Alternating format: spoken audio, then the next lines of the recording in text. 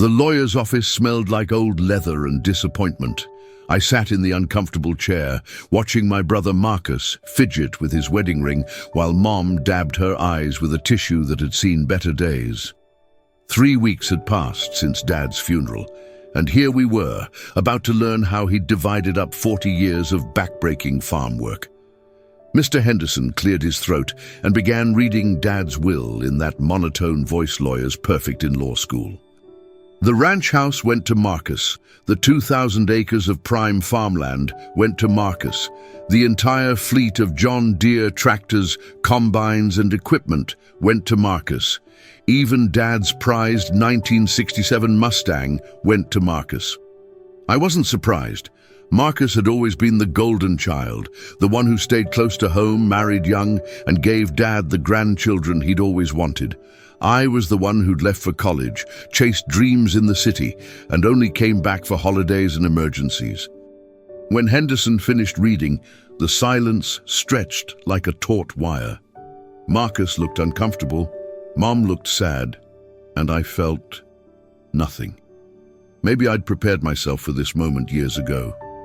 "Is that everything?" I asked, standing to leave. Henderson shuffled through his papers. "Actually, there's one more item. A small bequest to you, Thomas." He handed me a manila envelope. Inside was a deed to the old grain barn on the back 40 and a note in Dad's handwriting. "Sometimes, the things that matter most are hidden in plain sight." I folded the deed and slipped it into my jacket pocket, wondering what use I'd have for a crumbling barn I'd barely thought about since childhood. After the will reading, Marcus invited everyone back to the house, his house now, for coffee and sandwiches. I declined, but Mom caught my arm as I headed for my rental car. "Walk with me," she said quietly. We strolled past the vegetable garden she'd tended for 30 years, past the chicken coop where she still gathered eggs every morning. The afternoon sun cast long shadows across the yard, and I could hear the distant lowing of cattle in the pasture. "Your father wasn't always good with words," Mom began, her voice barely above a whisper. "But he loved you, Thomas. More than you know." I kicked at a loose stone on the gravel path. Funny way of showing it. Mom stopped walking and turned to face me. From her apron pocket, she pulled out an old brass key, tarnished with age and worn smooth from handling. "He made me promise to give you this after the will was read," she said, pressing the key into my palm. "It opens the grain barn." The key was heavier than I expected, warm from being in Mom's pocket. "What's in there?" "I don't know," she admitted. "Your father forbade anyone from going inside for the last 20 years, said it wasn't time yet." She paused, studying my face. "Maybe now it is." I closed my fingers around the key, feeling its weight. Why didn't he just tell me himself? Mom's eyes filled with fresh tears. "Because he was afraid you wouldn't understand, afraid you'd think it wasn't enough." As I drove away that evening, the key burned like a coal in my pocket. I couldn't sleep that night in my hotel room. Every time I closed my eyes, I saw that grain barn standing like a sentinel on the back 40. As a kid, I'd played around it constantly, but I couldn't remember ever going inside. Dad had always said it was too dangerous, that the floor might give way or the roof might collapse.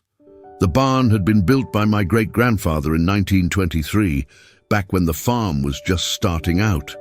It was a massive structure, big enough to store grain from several harvests.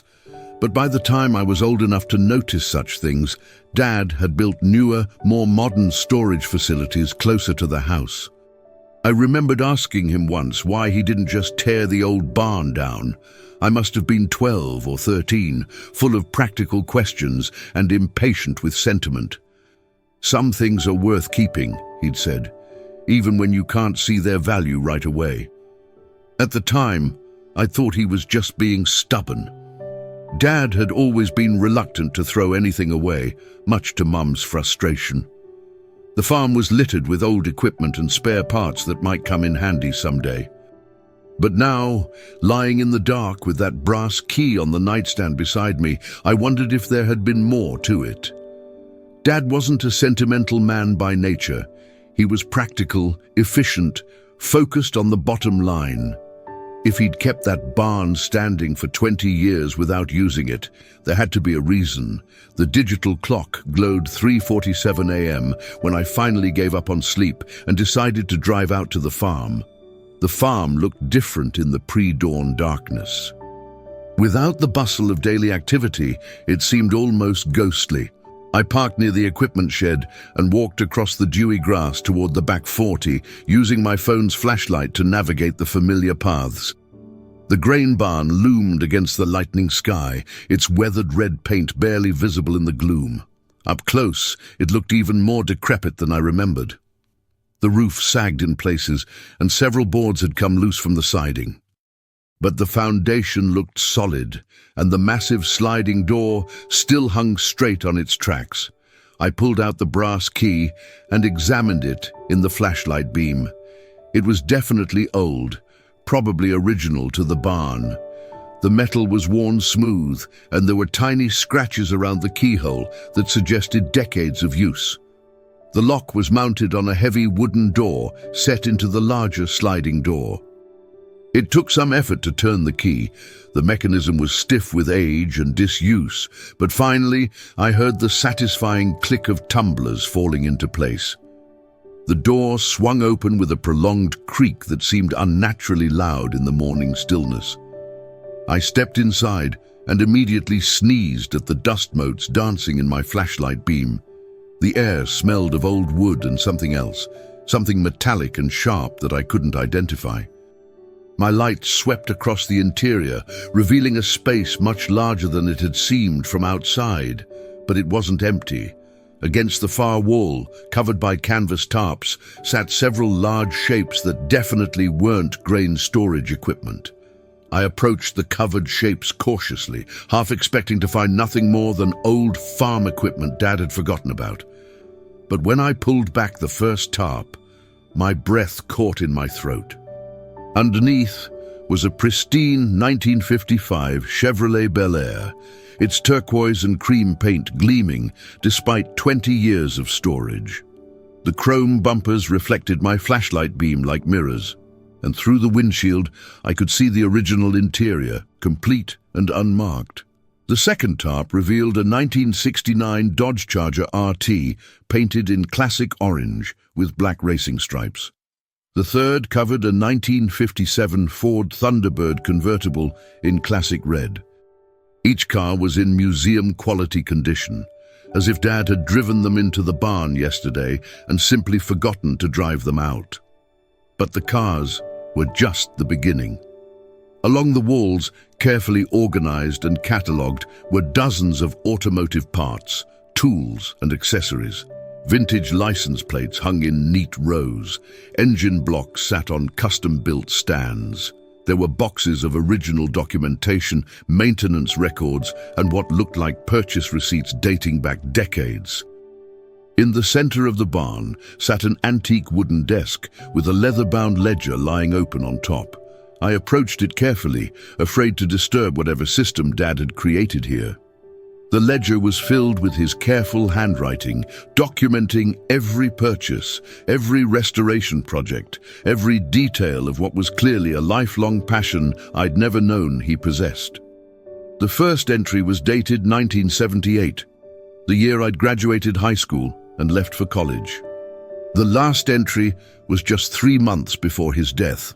I spent the next hour exploring every corner of the barn, discovering layer after layer of Dad's hidden world. There were photo albums documenting restoration projects, correspondence with other collectors, and even ribbons from car shows I'd never known he'd attended. One album was particularly revealing. It contained photos of Dad working on the cars, but he wasn't alone. In picture after picture, I saw him with other men I didn't recognize, all of them clearly passionate about their shared hobby. They were laughing, working together, celebrating completed projects.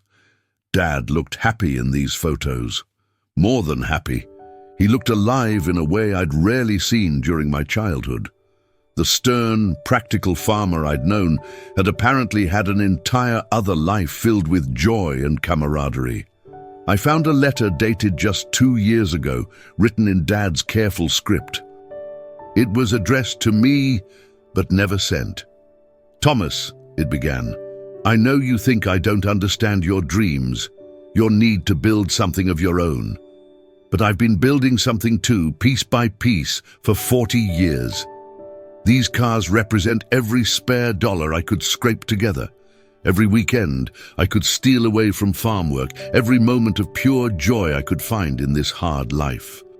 The letter went on to explain that he'd started collecting after I'd left for college, partly to fill the void my absence had created, partly because he'd finally had the time and space to pursue something just for himself. "I never told you about this because I was afraid you'd see it as frivolous," the letter continued, "but now I realize that maybe you would have understood better than anyone." As dawn broke fully, natural light began streaming through the barn's high windows, illuminating details I'd missed in the darkness. The cars weren't just valuable, they were priceless. Each one was a perfect example of American automotive history, restored with the kind of attention to detail that only comes from genuine love and unlimited patience. I found more documentation in a filing cabinet near the desk. Insurance appraisals, auction estimates, correspondence with museums. The collection was worth more than the entire farm, significantly more, but it wasn't the monetary value that hit me hardest. It was the realization that Dad had spent 40 years building something beautiful, something that brought him joy, and he'd planned all along for it to be mine. There was another letter in the filing cabinet, this one more recent and clearly meant to be found with the key. "Son," it read, "I know the farm should go to Marcus. He loves the land the way I do, and he'll take care of it. But this collection, this is for you. You always wanted to build something of your own, something that mattered. Well, I've been building this for you, one piece at a time, for most of your adult life." The letter explained that he'd deliberately kept the collection secret, not wanting to influence my life choices or make me feel obligated to stay on the farm. "I wanted you to find your own path," he wrote. "But I also wanted to make sure you had something to come home to when you were ready." I sat on an old wooden crate and read the letter 3 times, tears blurring my vision. All those years, I'd thought he'd disapproved of my choices. He'd been quietly building me a legacy. I was so absorbed in the letters and documentation that I didn't hear the truck pull up outside. The first sign I had of company was Marcus calling my name from the barn entrance. "Tom, you in here?" His voice echoed in the cavernous space. I looked up to see my brother silhouetted in the doorway, his expression shifting from curiosity to absolute shock as he took in the scene around him. "Holy hell," he whispered, stepping inside and walking slowly toward the nearest car. "How long has this been here?" "Apparently about 40 years, I said, standing and brushing dust off my jeans. "Did you know about any of this?" Marcus shook his head, circling the Bel Air with the same reverence I'd felt upon discovering it. "I had no idea. Dad never said a word." He paused, running his hand along the car's perfect chrome. "This must be worth a lot," I finished. "More than a lot." We stood in silence for a moment, both trying to process what this meant. Marcus had inherited the working farm, the practical legacy that would continue to provide for his family. But I'd inherited something else entirely, a treasure trove that represented not just monetary value, but decades of Dad's secret passion. "I'm sorry," Marcus said suddenly. "For what?" "For getting everything. For being the favorite. For—" He gestured helplessly at the cars around us. "I never knew he was doing this for you." I looked at my brother, really looked at him, and saw something I'd missed at the will reading: guilt. He'd felt bad about inheriting everything, even though it made perfect sense. Marcus and I spent the morning going through Dad's collection together, and with each discovery, I understood more about the man who'd raised us. The meticulous organization, the careful documentation, the patient restoration work. It all reflected the same qualities that had made him a successful farmer, but applied to something purely for the love of it. "Look at this," Marcus said, holding up a photo from one of the albums. It showed Dad at what appeared to be a car show, standing next to the Thunderbird with a first-place trophy in his hands. He was grinning like a kid on Christmas morning. "I've never seen him look that happy," I admitted. "Me neither," Marcus agreed. "Makes you wonder what else we didn't know about him."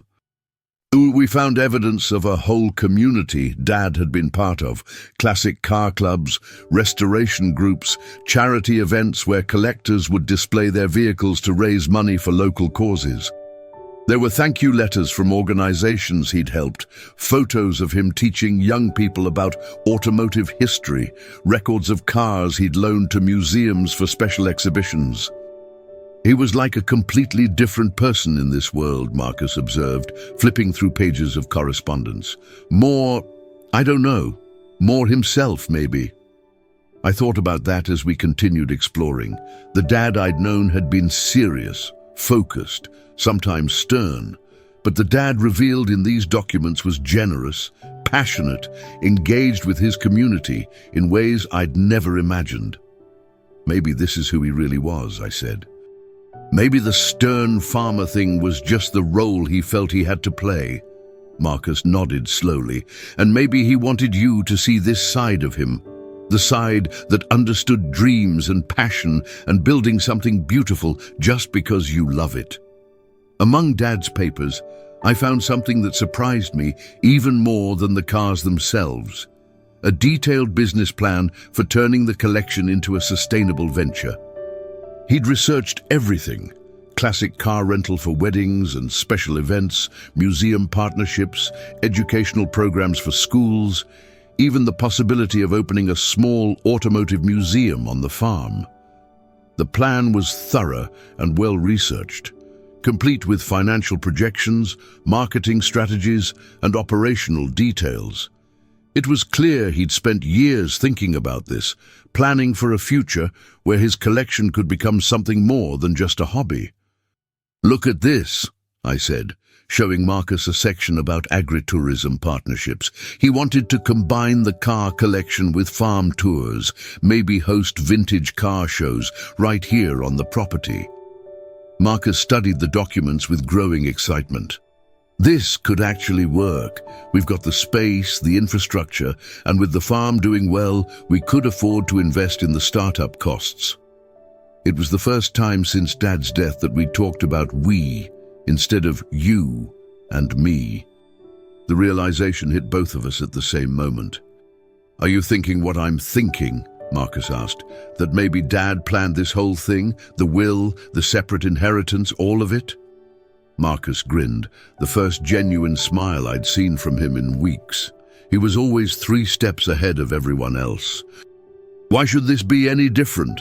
I looked around the barn with new eyes, seeing not just a collection of beautiful cars, but a carefully orchestrated plan to bring his sons together around a shared project. Dad had given Marcus the farm because he loved it and would care for it, but he'd given me something that would require both of us to make it work. That evening, Marcus insisted I come to dinner at the house. "Sarah's making pot roast," he said, "and the kids want to see their uncle." It felt strange walking into what had been my childhood home, knowing it belonged to Marcus now.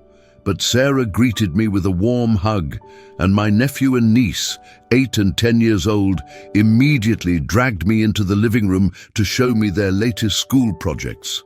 Over dinner, Marcus told Sarah about the discovery in the barn.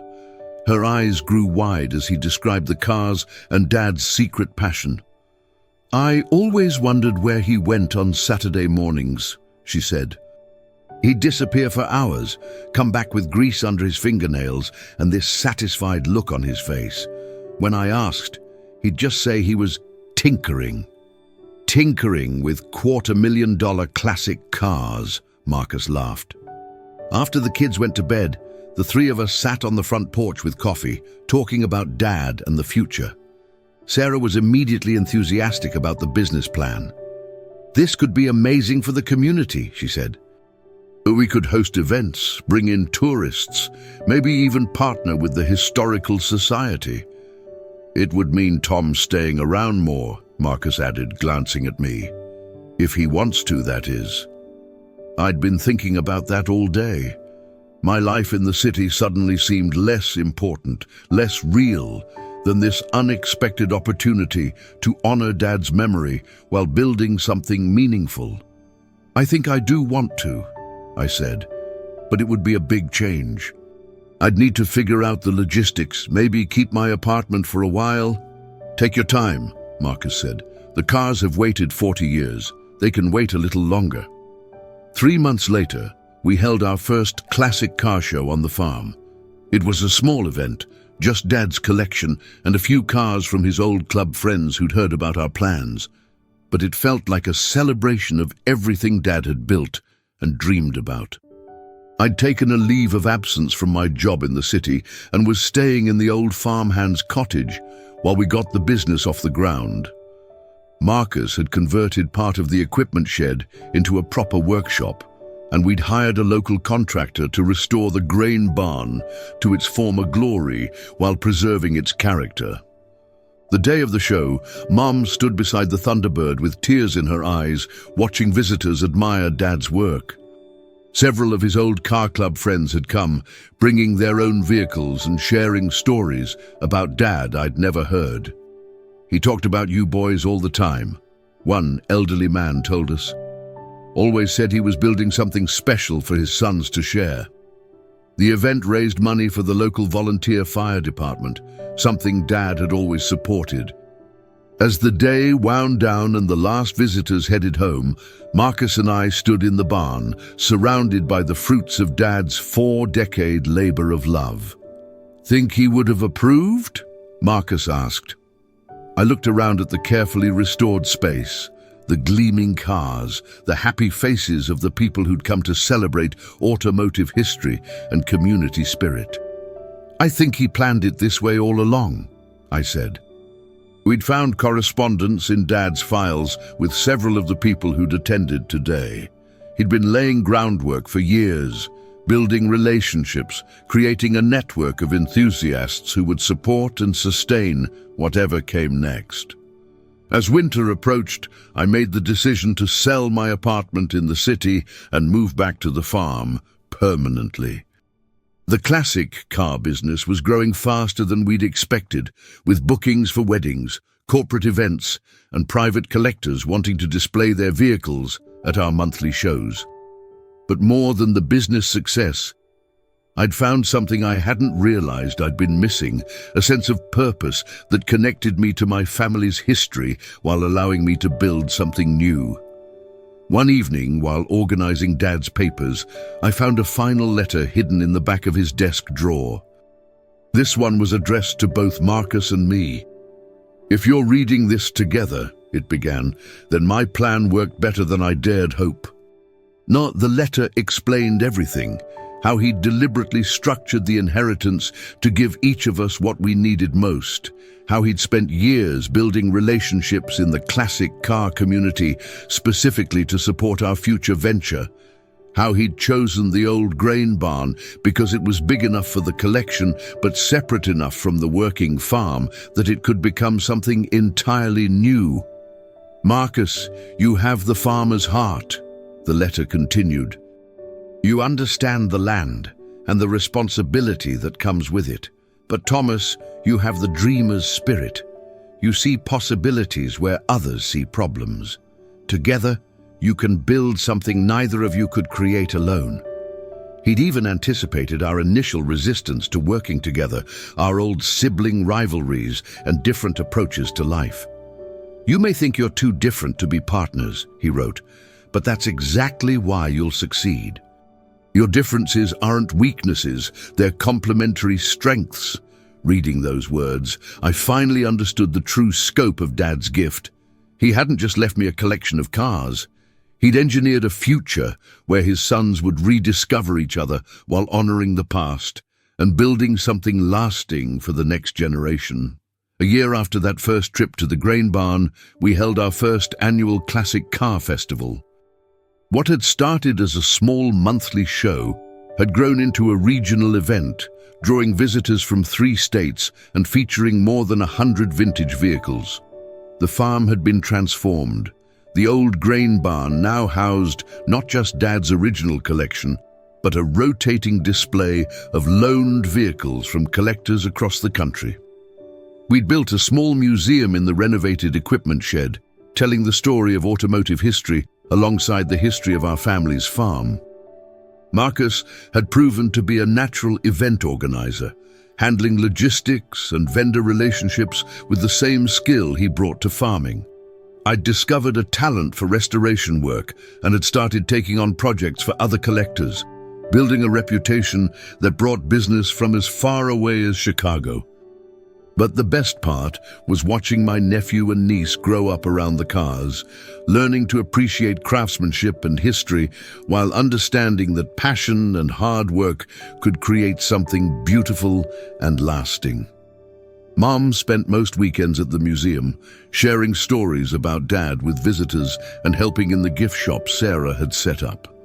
She'd found a new purpose in preserving and sharing Dad's legacy, and the sadness that had marked her face since his death had been replaced by pride and joy.